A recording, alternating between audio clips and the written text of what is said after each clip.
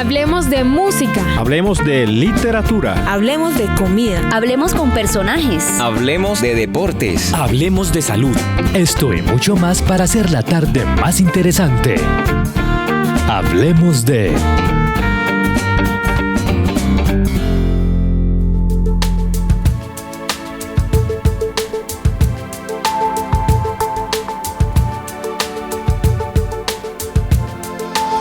Hola, ¿qué tal amigos? Qué bueno encontrarnos nuevamente en este programa Hablemos de. Hoy vamos a hablar sobre el precio real de no decir lo que piensas. Hablemos de callar, pero no siempre como prudencia. A veces esa es una factura que se paga con el cuerpo y la paz. Viviana, ¿cómo estás? Gracias por estar con nosotros. Hola Henry, hola a nuestros oyentes. Yo feliz de estar acá nuevamente contigo y sobre todo trabajando y hablando sobre este tema que es algo muy cotidiano para todos. Bueno, ¿cómo podemos ampliar este concepto del precio real de no decir lo que piensas? Mira, cada vez que nosotros no decimos lo que pensamos para evitar incomodar, probablemente a veces callamos por no incomodar, nos incomodamos a nosotros mismos. ¿Hasta qué punto nosotros vamos a seguir dispuestos a incomodarnos a nosotros por callar eso que realmente pensamos? El silencio acumulado se transforma en resentimiento, distancia o enfermedad. De hecho, hay unos estudios en psicología clínica que asocian la represión emocional prolongada con ansiedad, somatización y fatiga crónica. Y el lenguaje no verbal reprimido genera incoherencia interna y estrés. O sea, hay unas implicaciones que van mucho más allá de simplemente pensar en si digo o no digo algo. Interesante. Y es verdad, hay personas que no son capaces de hablar o verbalizar. Yo, por ejemplo, sí considero que verbalizo mucho. Y últimamente hago el ejercicio de expresar en el momento lo que siento, lo que percibo o lo que quiero también como limitar, ¿no? Poner mis límites. Pero cuando uno habla con personas que no hacen eso, se vuelve realmente incómodo. Es decir, le expreso lo que yo siento, pero también le invito para que exprese lo que siente y simplemente hay una respuesta. No tengo nada que decir. Esa frase es terrible. Lo deja uno que habla tanto en una postura bastante frustrante. Sí, de hecho hay una falsa creencia o hay una falsa idea de que callar evita problemas, porque estamos buscando una paz externa, pero estamos entrando en un conflicto interno. Eso es lo grave y lo delicado de nosotros no ser conscientes de cuál es el precio real de no decir lo que pensamos. Muchas personas callan porque quieren evitar un conflicto, por ejemplo. Y cuando no tenemos una buena comunicación con la otra persona, o de hecho nosotros no nos sabemos comunicar, o a veces creemos que nos comunicamos bien, pero a veces lo que decimos genera una reacción en el otro. Entonces, si nos estaremos comunicando bien o no. O sea, es que callar no solamente es no sí, decir lo que pienso, sino también cómo lo digo, cómo estoy expresando eso que realmente tengo en mi mente, que lo tengo en la garganta, que pasa mucho y es más frecuente de lo que nosotros imaginamos. Entonces, queremos evitar a veces conflictos. También lo que queremos es no incomodar, no perder vínculos. A veces simplemente nos guardamos todo porque no queremos perder un vínculo con una persona. Pero imagínate cómo sería eso de triste, de yo no poder ser yo, de no poder manifestar una incomodidad que puedo estar sintiendo con tal de no perder una persona. Entonces no estaría en un espacio seguro para mí. O sea, yo creo que esto debería ser mucho más profundo y es una invitación para todos los que nos están escuchando en este momento y para ti y para mí, que nos evaluemos muy bien cómo nosotros estamos creando esas relaciones de confianza que nos permitan también expresarnos de una manera responsable, pero también abierta, que no estemos sintiendo el miedo en todo momento de tener que perder. Si yo quiero expresar algo que estoy sintiendo, probablemente voy a perder o no. No debería existir ese tipo de miedo. ¿Y cómo pasar de ser una persona que no verbaliza a una persona que verbaliza lo necesario? ¿Por qué lo digo? Porque puede ser que pase de una persona que no verbaliza a una persona que estalla con palabras sin medir incluso lo que dice. Es que yo creo que el mayor error de nosotros como seres humanos es que normalmente no conversamos pero cuando lo conversamos lo hacemos a través de emociones muy fuertes. Es decir, cuando tengo una rabia muy fuerte o cuando estoy en un estado emocional muy alterado, o sea, de un nivel muy alto. Y ese es un error grande que tenemos. O sea, creemos que tenemos la libertad de decir lo que queramos cuando estamos en esas emociones. Yo no sé si tú has escuchado o has visto por ahí un video que habla de esto, que dice que que podemos estar muy atentos a lo que una persona nos diga con rabia, porque es lo que realmente está sintiendo. Pero no necesariamente es tan así. Es solo que en sus momentos de rabia es donde más encuentra la facilidad de conversar, porque en su día a día quizás eso no le es tan viable hacerlo, pero no porque no quiera, probablemente no encuentra las palabras acertadas para hacerlo, que pues también es respetable en la otra persona, que también puede ser parte de su personalidad. Como hay otras personas que de verdad lo hacen porque se aguantan mucho y explotan ya cuando tienen una emocionalidad muy fuerte. Vale la pena que nos hagamos ese tipo de autoevaluaciones, porque aquí hemos hablado mucho del otro, o sea, como si fuera el otro, lo que tú haces, lo que tú digas, analicemos al otro. No, pero analicémonos nosotros mismos, cómo nos estamos comportando nosotros, si estamos creando un espacio seguro para la otra persona, si no lo estamos creando, qué vamos a hacer si no lo estamos haciendo, qué estamos dispuestos a soltar o qué estamos dispuestos a retener, porque no todo se trata de soltar tampoco. O sea, aquí quiero como hacer una anotación bien interesante, y es que a veces nosotros decimos que aprendí a soltar, ¿no? También hay que aprender a retener, porque también tenemos responsabilidades con el otro. Entonces también aprendamos a permanecer, creo que también es importante decirlo. Pero entonces, ¿cuál sería el precio real al no decir lo que pensamos, Viviana? El precio real es al evitar caer en este tipo de falsedades, de caer en este tipo de problemas. O sea, esa paz externa nos lleva al costo de empezar a acumularnos, a tal punto que podemos llegar a causar enfermedades en nosotros mismos, porque todo lo que nosotros no decimos en palabras, el cuerpo lo termina manifestando a través de enfermedades.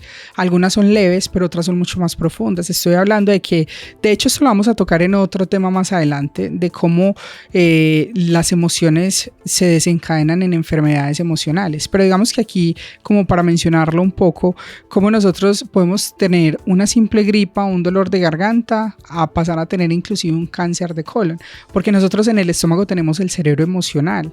Entonces, cuando nosotros no decimos lo que pensamos, todo se acumula en el estómago. Ahí, o cuando tenemos rabias muy intensas con alguien y no podemos exteriorizar lo que nos está generando mucha rabia, empezamos con cólicos, y es muy común la gastroenteritis, por ejemplo. Esa es una causa de una rabia mal gestionada o de alguna emoción similar mal gestionada.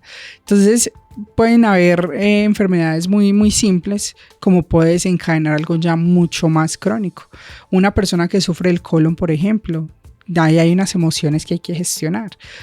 Algunas son fortuitas de la vida que llegan, o sea, me tocó a mí sufrir del colon, pero te puede pasar de 1001, porque el 99.9% de las enfermedades que existen son causadas por las emociones. O sea, mira que el dato es bien interesante, y todo parte por nosotros no aprender a comunicar lo que sentimos y lo que pensamos de verdad.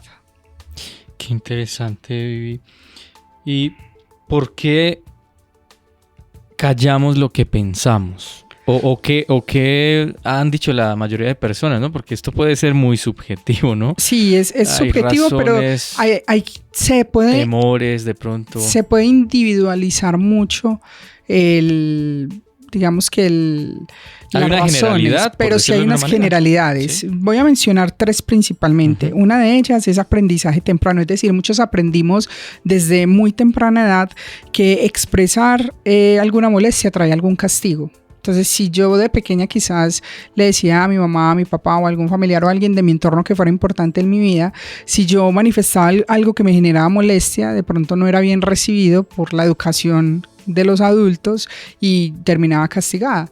Entonces, claro, aprendí a muy temprana edad que si yo manifiesto lo que siento, pues me van a terminar castigando. Entonces mira que es algo que ya es desde pequeños y que hoy en día pues tiene una consecuencia que yo tengo el temor de expresar, pero también aprendí quizás en el pasado que si yo digo la verdad puedo romper algún tipo de vínculo, que si yo soy honesta con una persona pueden fracturar unas relaciones y que pues entonces yo en este momento evito callar porque esa persona es importante para mí y pues prefiero conservarla antes que decir lo que estoy sintiendo de verdad. Como también callar es madurez, eso dicen, ¿no? Que callar es madurez, pero no necesariamente es así. Ahorita más adelante lo vamos a ver por qué. El cerebro asocia hablar con peligro. Eso es algo que también ya tenemos nosotros internamente. Hablar genera peligro y sobre todo cuando no sabemos hablar. ¿Cuántas guerras no se han generado en el mundo entre países, personas, ejércitos y demás porque simplemente no sabemos comunicar, no sabemos expresar o somos autoritarios con lo que decimos? Entonces, aquí la comunicación juega un papel muy importante y aquí hago la invitación también para que nos eduquemos en la comunicación asertiva, o sea, aprendamos a ser asertivos con el otro.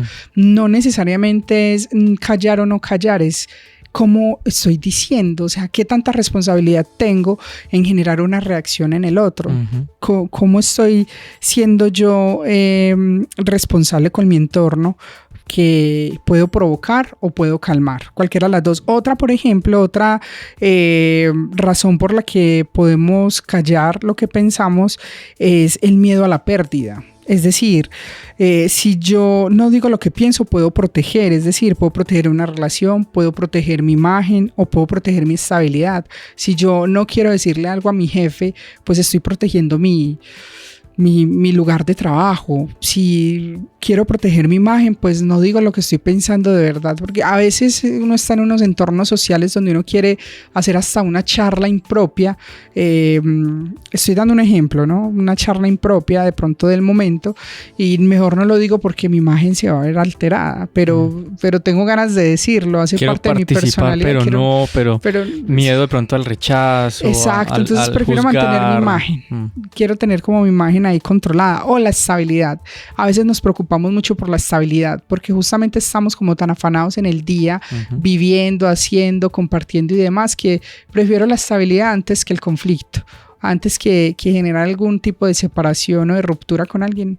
Prefiero estar estable y quedarme allí, pero lo que se protege afuera se paga adentro, que eso no se nos olvide. Lo que yo quiero proteger afuera, complejo, sí. Lo que yo quiero proteger afuera lo termino pagando dentro de mí. Y la otra forma de la que también podemos callar lo que pensamos es la confusión entre amabilidad y autoabandono. Es decir, ser comprensivo no debería implicar anularme o traicionarme o desdibujarme. Es decir, cuando yo quiero ser comprensivo con el otro, porque eso es un exceso ya. Es un exceso de comprensión que se convierte en un autoabandono, porque estoy renunciando a lo que estoy sintiendo yo, lo que valgo yo por querer entender al otro, pero ahí lo que puedo estar haciendo inclusive es interrumpiendo el proceso de aprendizaje del otro. Cuando yo callo lo que pienso, estoy negándole la posibilidad al otro de aprender sobre una situación determinada. Que entienda algo. Es verdad, y eso puede pasar mucho en las relaciones sentimentales, de callar por entender y a veces seguir sumido en esa inconformidad todo el tiempo, ¿no? Sí, nosotros deberíamos aprender más a respetar también como la individualidad del otro, pero cuando ya pasa ese límite hacia mí, también aprender a decir lo que pienso con asertividad, porque en la construcción del lenguaje con el otro, en las conversaciones y demás, está también mi crecimiento y quizás puedo caer en cuenta de errores que estoy cometiendo, pero hacerlo de una manera asertiva. O sea, hay una gran responsabilidad ahí de manera individual. Viviana, ¿podemos decir entonces que callar trae consigo un costo para nosotros mismos y nuestro bienestar? Sí, definitivamente sí. Hay unos costos bastante altos y te voy a mencionar tres específicamente. Uno que es el psicológico, que es el que no se ve. Ese psicológico es el que no se ve, pero que sí existe una fragmentación interna donde normalmente aparecen dudas constantes. Yo estoy dudando todo el tiempo de mí. Cuando yo no digo lo que pienso, empiezo a tener esas dudas de lo que yo soy, de lo que valgo, de si pertenezco, si no pertenezco, si estoy en lo correcto, si no lo estoy. Empiezo a tener un cansancio mental porque sobrepienso mucho las cosas y también puedo tener esa sensación de estar partida. Pero es una sensación que probablemente yo no voy a encontrar una respuesta y se va a quedar en sensación porque no no lo hago consciente de que es un costo psicológico que estoy pagando por no decir lo que pienso. El cerebro gasta energía sosteniendo la incongruencia, ¿cierto? Entonces, cuando yo no estoy diciendo lo que verdaderamente pienso, estoy siendo incongruente y el cerebro gasta energía con eso. Lo no dicho no desaparece, se repite internamente. Siempre. Cuando yo no digo, yo no sé cuántas veces te ha pasado a ti, Henry, o a las personas que nos están escuchando, que cuando nos vamos a casa después de estar conversando con alguien y no decir lo que pienso, yo llego a casa y digo, le hubiera dicho esto, se lo hubiera dicho de esta manera. ¿Cuántos recordarán a esa novia, a ese novio de la adolescencia, la juventud? Que ahora sí tengo que decirle y no le dije. Exacto.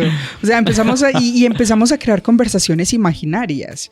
Ajá. No, uno lo resuelve solo. Y lo resuelve solo. Tiene las respuestas tardías y explicaciones también que nunca llegan. Eso genera remordimientos realmente, ¿no? Sí. Genera emociones que enferman. Cuando no las gestionas de la manera correcta, sí te enferman, pero es muy común que esto pase. Entonces mira que desde el punto de vista psicológico, ese es el costo que puedo pagar desde el punto de vista psicológico, porque me drena más que el conflicto real. Cuando yo no digo lo que pienso, cuando el conflicto real, yo digo lo que pienso, se gestiona y queda allí, queda el aprendizaje para nosotros, pero fluimos. Pero cuando yo callo, no hay una solución. Entonces el conflicto queda dentro de mí y eso empieza a drenar. Para la otra persona puede que quedó resuelto y de hecho pues tampoco va a detenerse o a devolverse al conflicto, y el que cayó estará esperando nuevamente pues que haya una retribución, pero pues es muy raro que pase. Tiene que ser que una persona tenga una empatía, un nivel de empatía alto para que se devuelva. Venga, yo siento que usted debió decir algo que no dijo. O me quedé con la sensación de que querías decir algo, pero difícilmente pasa. Tienes que tener. Mira, hay otro costo también, que es el emocional. El costo emocional. Cuando tú empiezas a tener esas conversaciones silenciosas y demás, empiezas a generar un resentimiento silencioso. O sea, es una emoción ya negativa que empieza a albergarse dentro de ti, que es bien delicado. Y también empezamos a sentir una tristeza sin nombre, y muchas veces no es por lo que pasó, sino por lo que no pudimos decir. Y esto también es una forma de duelo no reconocido. Entonces no le podemos colocar un nombre, sabemos que nos sentimos mal y a veces creemos que estamos entrando hasta en depresión, y es porque simplemente estamos teniendo una tristeza que no tiene nombre, pero es ese costo emocional de no decir lo que nosotros pensamos. Y por último está el costo corporal o el físico, que el cuerpo sí escucha lo que nosotros callamos, que es lo que mencionábamos hace un momento, y físicamente nos pueden costar cosas como una tensión mandibular. Claro, como lo que decimos está asociado con la garganta, entonces la garganta empieza a tener algunas afectaciones. Empiezo mágicamente yo tenía tantas cosas por decir y no las dije, que me da una faringitis, que me da una laringitis, que empiezo a tener dolor en la garganta, tengo un nudo en la garganta que puede desencadenar en enfermedades, dolores de cuello, espalda, fatiga crónica, problemas digestivos. Es decir, el cuerpo termina expresando lo que la voz no pudo. Entonces, muchas veces cuando usted vuelve a ver a una persona que tiene de maneras repetidas una enfermedad de la garganta, laringitis, faringitis, y le pasa muy a menudo, pregúntele cuántas cosas no ha dicho que debe decir. ¿Qué no has dicho? ¿Qué no has dicho? O sea, cuando nosotros empezamos ¿qué no me has dicho? ¿O qué no me has dicho? Si considero pues que es contra mí, ¿no? Pero empezar a comunicar, a sacar eso que nosotros tenemos dentro es importante. Podemos decir entonces que sí, ¿no? Traen costos el callarnos. Podemos también decir que callar trae precios reales, ¿cierto? Pero viene una pregunta muy interesante, Viviana y oyentes. ¿Cómo sé entonces en qué momento callar o en qué momento hablar? Esa es una pregunta bien interesante, bien importante, sobre todo porque si lo sabemos mirar desde la clave de la madurez emocional, vamos a encontrar unas respuestas bien interesantes aquí, porque no se trata de hablar siempre o de callar siempre, sino de saber desde dónde eliges hablar, que es aquí donde empezamos como ya el tema más interesante, es desde dónde quiero elegir hablar, es decir, ¿cómo así que desde dónde lo quiero hacer? Sí, digamos que la regla madre, que es muy importante y quiero que lo tengan muy presente, es que callar por conciencia regula, pero callar por miedo desgasta. Entonces, ¿desde dónde yo estoy callando? ¿Desde dónde estoy decidiendo hacerlo? O si yo hablo desde la claridad, construye. Pero si hablo desde la descarga, destruye. Es decir, la clave no es qué haces, sino desde dónde lo haces. Entonces, aquí es importante hacer esa autoevaluación y pensar muy bien desde dónde nosotros nos estamos comunicando, desde dónde estoy callando o desde dónde estoy hablando. O sea, decir lo que piensas no es agredir cuando lo haces con las siguientes distinciones. Expresar más no atacar. Es decir, yo puedo expresar lo que estoy sintiendo, pero no atacando al otro. Que esto, mira que hay algo que se llama el triángulo dramático en la comunicación. Nosotros nos movemos en 3 puntos álgidos dentro de la comunicación, que es el drama. Nosotros estamos en un tema de drama todo el tiempo y por eso se llama el triángulo dramático, porque nos movemos desde 3 perspectivas. Somos un drama completo. Y se las voy a mencionar las 3 y una explicación de cada uno ahí de manera muy resumida. El triángulo dramático tiene 3 entornos. Uno es el de el perseguidor, ese personaje que persigue todo el tiempo, es decir, el que señala, que acecha, el que habla más desde el juicio, el que dice, mira, es que estamos peleando porque es que tú no entiendes, tú no me has podido entender y siempre la culpa es del otro. Pero también hay otro personaje que aparece aquí en el triángulo dramático, que es el héroe, ¿cierto?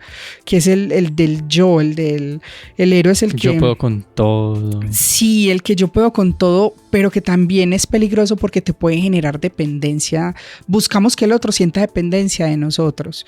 Entonces aquí... Algo también un tanto narcisista, ¿no? Sí. Generar una actitud narcisista, ¿no? Sí, tiene 2 perspectivas esta parte de héroe. Por ejemplo, una es que yo creo dependencia en el otro porque necesito sentir que soy importante para este otro. Entonces, en situaciones como, tranquila, no lo hagas, lo puedo hacer yo. Pero yo lo resuelvo. Yo puedo con eso. No te preocupes, y te empiezas a cargar y a cargar y a cargar porque estás en ese y no se puede siempre en con esa todo. parte de héroe, exacto, y no se puede siempre con todo. Y también está esa otra parte donde interrumpes el proceso del otro. O sea, interrumpimos a veces el proceso el aprendizaje de la otra persona, porque no lo dejamos ser, porque nosotros lo queremos abarcar todo. Entonces, desde donde nosotros también nos estamos comunicando, que aquí callamos o hablamos, pero entonces desde dónde lo hacemos.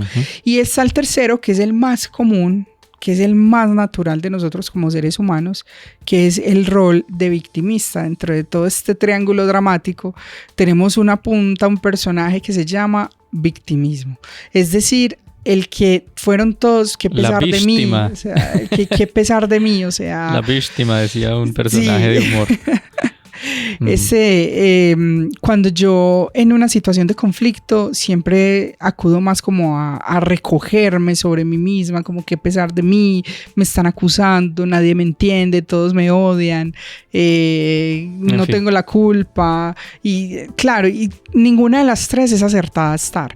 Lo más acertado sería estar como en el centro, que es esa parte más de observador, que yo tenga esa capacidad de estar ahí en el centro y decir, bueno, está esta situación de conflicto, pero si yo le voy a decir a esta persona algo, ¿desde dónde se lo voy a decir? Desde el observador, que es el centro, desde el victimismo, desde el perseguidor, desde el héroe, ¿desde dónde lo voy a hacer? Entonces mira que hay una responsabilidad muy importante de nosotros como seres humanos a la hora de poder comunicar lo que queremos decir. ¿Y cómo llegar a eso? Me imagino que eso hay todo un trabajo detrás, ¿no? Hay un trabajo muy profundo porque nosotros hablamos desde lo que construimos desde pequeños, desde nuestras creencias, desde nuestros aprendizajes de toda la vida hasta que estemos las formas en el como momento. Se han comunicado con nosotros. Claro.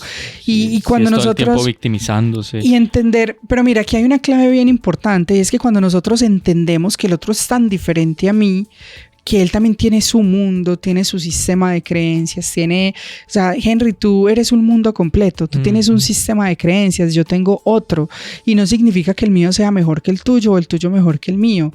A ti te ha servido para sobrevivir hasta este momento y vivir y disfrutar, y te ha enseñado, y uno conversa contigo y sigue aprendiendo mucho porque tienes una perspectiva de la vida muy interesante. Yo probablemente te puedo entregar también otras herramientas, pero entonces ¿desde dónde nosotros lo hacemos? Desde la conciencia. ¿Cómo vamos a conversar? ¿Cómo vamos a conversar? Como el héroe que puede todo, como la víctima que no puede nada, o como el que simplemente se dedica a echarle la culpa al mundo por lo que no ha logrado, ¿no? Sí. Como en esos tres mundos. Y ¿sabes qué es lo más interesante? Son tres de esto? extremos. Perdóname, Viviana, que te interrumpa, pero son tres escenarios que podemos catalogar como los extremos en estados de crisis. En el confort podríamos manejarnos en el centro, pero en un estado de crisis siempre vamos a ir a algún lado, ¿no? Sí. De hecho, yo los quiero invitar a hacer lo siguiente. O sea, en un solo día, hagamos el ejercicio en un solo día. En todas las situaciones que nosotros estemos viviendo en un solo día, ¿cuántas veces paso por el perseguidor? ¿Cuántas veces por el víctima? ¿Y cuántas veces por el héroe? Te aseguro que van a ser más de 10 veces que pasas, porque eso es algo con lo que convivimos diario. Esto no es algo que, yo un día sí viví ese triángulo, pero yo no me acuerdo nunca más. No, esto es diario. Todos los días pasamos por este triángulo dramático y no estamos en una sola posición. A veces estamos en las tres al mismo tiempo. A veces me hago la víctima, pero también señalo. O sea, no es culpa mía porque no me estás entendiendo. Es que tú nunca me entiendes, nunca. Claro, aquí es donde empiezas a entender que no es que no te comuniques de la manera correcta, es que ni siquiera estás entendiendo cómo funcionas tú. Ni siquiera te estás conociendo lo suficiente como para entender desde dónde te estás comunicando y entender que nosotros generamos una reacción en el otro según nos comuniquemos. Entonces ahí es donde nace la regla madre, que es callar por conciencia regula, callar por miedo desgasta, o hablar desde la claridad construye, o hablar desde la descarga destruye. Entonces mira que con esta regla podemos entender es desde dónde nos vamos a parar de aquí en adelante para nosotros conversar, si podemos nombrar lo que estamos sintiendo sin tener que herir al otro, o sea, expresar, poner todo lo que yo estoy sintiendo como en un dibujo, como si fuera un dibujo, lo saco de mi cabeza y digo, mira, esto es lo que yo estoy sintiéndome de esta manera. ¿Cuál es tu responsabilidad dentro de este dibujo que estoy plasmando?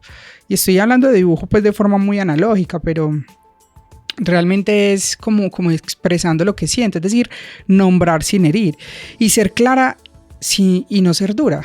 Puedo ser clara con lo que estoy sintiendo, pero no ser dura. No tengo que ser dura para manifestar lo que estoy sintiendo. Oye, ahora que tú mencionabas eso, también pensaba la importancia de darle un significado objetivo a un conflicto, a una conversación. Muchas veces lo que yo digo no es lo que tú entiendes. Exacto. Y entonces cazamos peleas desde un escenario totalmente diferente de significado. Y resulta y pasa que la disonancia de la discusión no está tanto en una situación en particular, sino en una ineficiencia del significado.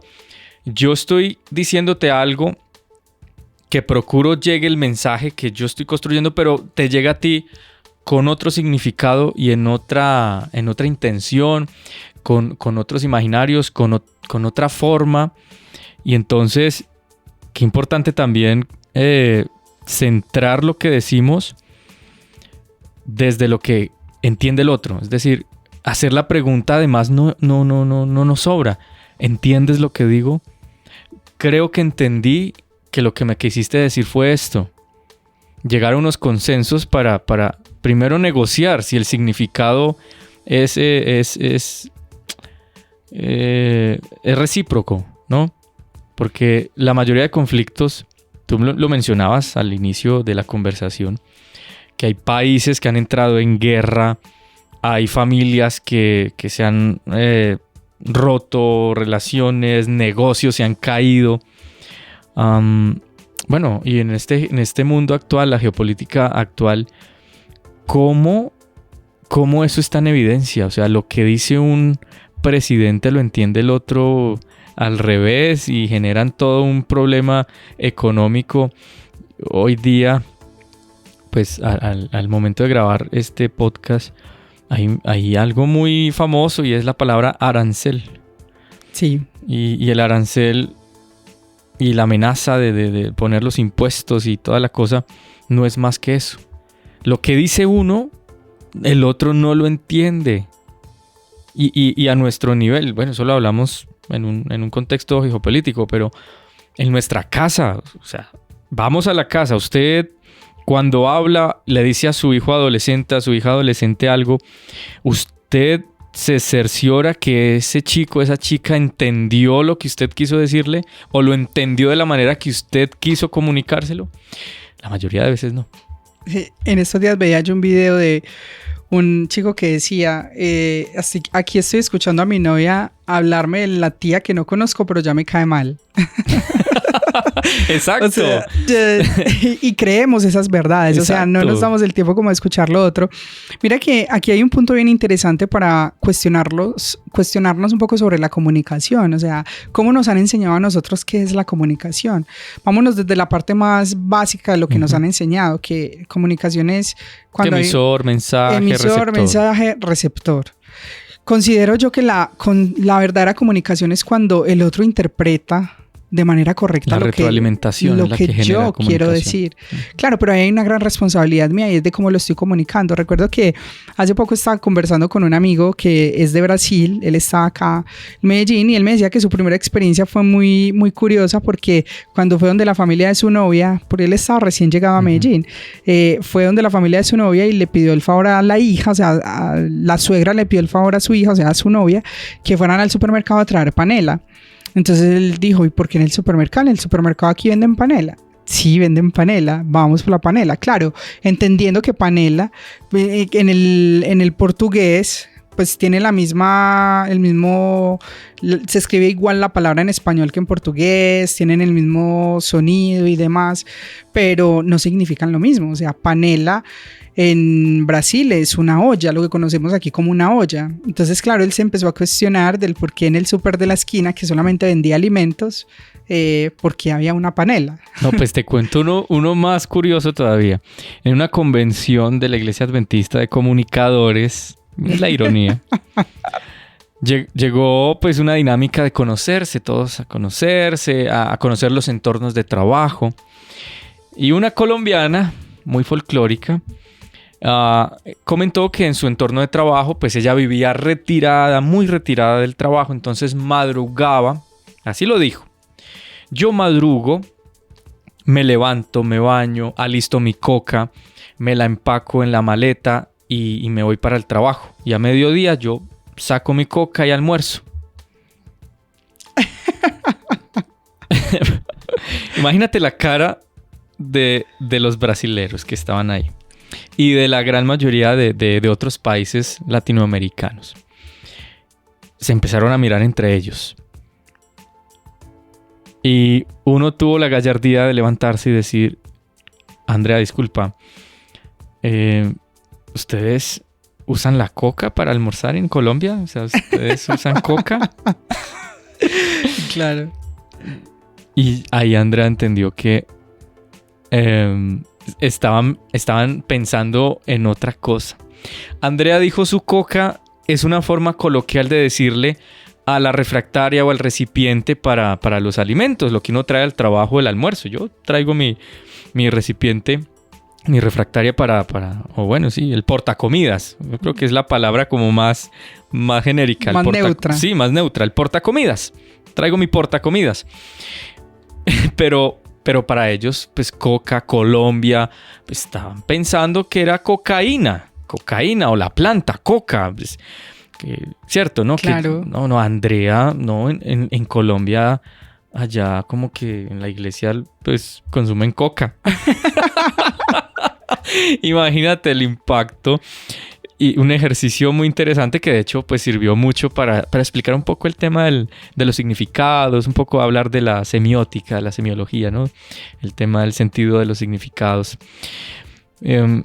Pero si eso pasa con esos detalles coloquiales, imagínese cuando usted quiere ponerse en común con su pareja o con su jefe o en la calle, usted se encuentra con alguien y por querer decir algo ofende y resulta en un conflicto. ¿Cuántas personas no han muerto así en hechos de violencia aislados que después dicen, pero ¿cómo pudo matarlo? ¿O cómo lo maté? ¿O qué?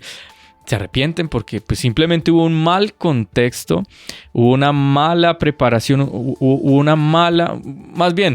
irresponsabilidad a la hora de transmitir un mensaje asertivo de lo que yo realmente quiero contar. Y más que contarlo, tener la preocupación de que el otro entienda lo que yo quiero decir. Sí. A veces no nos preocupamos porque el otro entienda, sino simplemente decirlo como yo creo que debo decirlo, más que el otro entienda. ¿Sí me entiendes? Sí, claro, por supuesto. De hecho, nosotros lo que buscamos a veces es soltar la mayor cantidad de palabras posibles en un minuto antes de que el otro responda lo que le dije anteriormente, porque se pierde la conversación y entramos como en esa carrera de te tengo que decir todo lo que digo, pero estás entendiendo, o sea, me estoy haciendo entender, que de hecho es la forma correcta de preguntarle al otro si me está entendiendo o no, porque digamos que dentro de la comunicación, de ese lenguaje verbal, si yo le digo al otro me está entendiendo, le estoy cuestionando si tiene la capacidad, de entenderme o no. Entonces es también como decir, me estoy haciendo entender, o sea, me hago entender. O sea, soy yo el que estoy siendo claro. Claro, si yo soy el que estoy emitiendo el mensaje, estoy siendo claro, o sea, me hago entender. Es como la manera más respetuosa también de pedirle al otro que me diga si está comprendiendo lo que yo en todo nivel, quiero ¿no? decir. Puede ser esta conversación que tenemos hoy, sí. Puede ser un discurso en un auditorio, o puede ser cualquier conversación sí, a cualquier nivel. En cualquier entorno. Me hago entender, es claro para ti, ¿qué piensas de lo que digo? Siempre buscar el feedback, ¿no? Importante buscar ese feedback para despertar también en el otro la importancia de no callar. Exacto. Yo creo que nosotros somos propiciadores de eso. Es más, de hecho sería bueno que también nos dejen sus comentarios y nos hagan llegar sus comentarios y nos digan, o sea, no guarden silencio. Estamos siendo claros con lo que nosotros queremos transmitir, o sea, cuál es el mensaje que están recibiendo con estos espacios que buscamos que sea más bien un espacio de apertura. Sí, o sea, aquí no profundizamos al nivel que se debería y que el tema lo merece, pero procuramos entregar un mensaje que les llegue a cada uno y que lo interpreten de la manera de acuerdo a su experiencia de vida, pero que los invite también a reflexionar y a cuestionarse de cómo están viviendo su vida con base en el tema que estemos trabajando. Sea propiciador, sí. Más que finalizador, propiciador. Exactamente. Y mira, y aquí también es importante algo en relación pues como al tema que estamos conversando el día de hoy, es que es mejor callar cuando estamos muy activados emocionalmente. Ahí sí es mejor callar. Sí. Podemos ser las personas más congruentes, más asertivas y demás, pero cuando nosotros no tenemos una inteligencia emocional equilibrada que nos permita, aún en medio de la rabia, de la ira, hablar asertivamente sin colocarle un tono, porque dentro de la comunicación, recordemos cómo está estructurada la comunicación. Está el 55% es el lenguaje no verbal. Y eso que si la persona es muy tímida puede llegar a un 70% o hasta un 80%. O sea, mira el porcentaje que tiene el lenguaje no verbal, que es lo que manifestamos a través de nuestros gestos, de nuestro cuerpo en la comunicación. Y el 28% es el tono, la velocidad y como que el ritmo con el que yo estoy conversando o con el que estoy hablando. Sí. Y solamente el 7% es lo verbal. O sea, que muchas veces no es lo que decimos, sino cómo lo decimos. ¿Cómo lo decimos? Y por ahí he escuchado como esa frase que dicen, es que es el tonito, es el tonito. Sí, es el tonito. Es el tonito, sí, es el tonito. No, y es verdad. Tú puedes no querer decir algo hiriente, pero tu forma de decirlo sí puede ser ofensiva. Entonces, ¿qué persona tan ofensiva? ¿Pero qué te dijo? No, me dijo que cumpliera con mi trabajo. Bueno, ¿dónde estuvo la ofensa? Es que me lo dijo de una manera que me ofendió. Ok, entonces no es lo que dijo, es cómo lo interpretaste. Quizás esa persona no midió cómo lo estaba diciendo, simplemente transmitió un mensaje. Y yo creo que es una responsabilidad del que emite el mensaje más de que el que lo recibe. Exacto. Y justamente por eso hacemos aquí la salvedad y como nota importante, y es que es mejor callar cuando estemos muy activados emocionalmente, cuando estemos en un estado de alteración muy alto, cuando tengamos una rabia muy intensa, cuando tengamos, o sea, con ganas más de ganar que de poder llegar a un acuerdo, porque ahí es cuando empezamos a herir. Sí, sé que se hace a veces de manera inconsciente, guiado solamente por esa parte primitiva emocional que tenemos, que respondemos desde lo más reptiliano que podamos tener nosotros. Y sobre todo buscando que el otro cambie, o sea, que es lo que más nosotros hacemos a través de una emocionalidad alta. O sea, si tengo rabia, te digo, es que es tu responsabilidad, cambia, no me estás entendiendo, aprende a escuchar, y juzgamos y entramos ahí en ese círculo, en ese triángulo dramático y desde donde nos estamos parando para conversar. Entonces mira que hay un grave responsabilidad bastante alto de parte de nosotros a la hora de decidir si callamos o no callamos.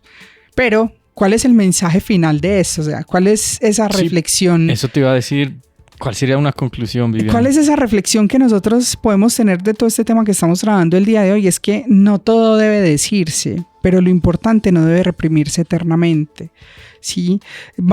Yo los quiero invitar a que hagan algo, a que identifiquen una conversación que tengan pendiente con alguien y que la puedan estructurar, o sea, preparen esa conversación, pero ya aquí tienen unas pautas y también una invitación para que vayan e investiguen un poco más sobre más pautas de cómo preparar una comunicación con alguien que tengamos pendiente, una conversación pendiente, y lo podemos hacer a través del respeto, o sea, preparar esa conversación a través del respeto, de la claridad, de la verdad. Y la verdad es asumir también la responsabilidad que podemos tener en esa conversación pendiente. Y hablar a tiempo es una forma también de amor propio, es decir, no dejarle coger ventaja a las conversaciones. Si yo tengo una conversación pendiente, no dejen que pasen días, meses o inclusive años, no dejen que pase tanto tiempo, simplemente convérselo ahorita, pero hágalo de una manera respetuosa.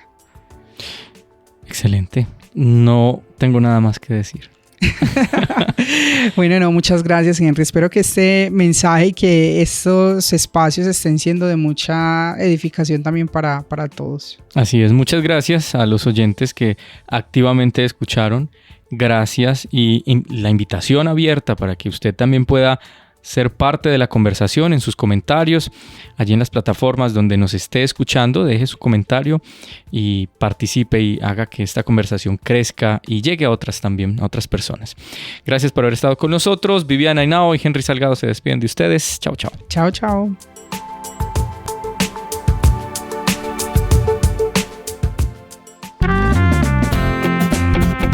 Hablemos de música. Hablemos de literatura. Hablemos de comida. Hablemos con personajes. Hablemos de deportes. Hablemos de salud. Esto y mucho más para hacer la tarde más interesante. Hablemos de...